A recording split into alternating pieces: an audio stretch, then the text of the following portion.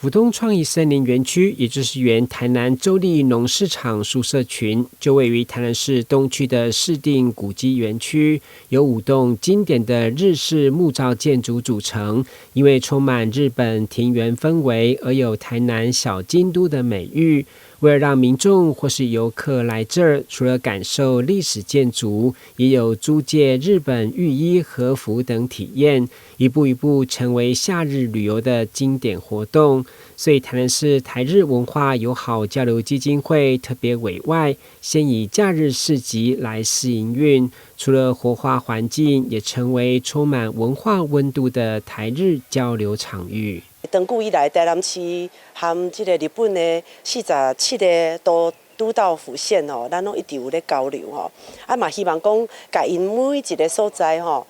特色吼，會當有一個固定的場所，互大家會當熟悉。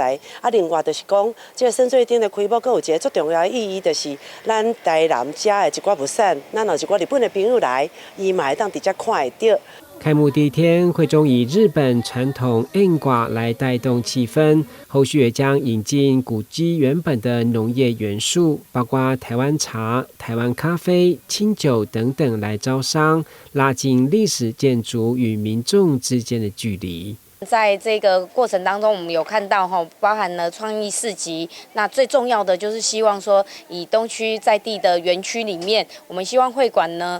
不但是只可以結合在日本的文化交流以外啦，還可以把日本的產物帶進來，帶我們的台南，讓台南跟日本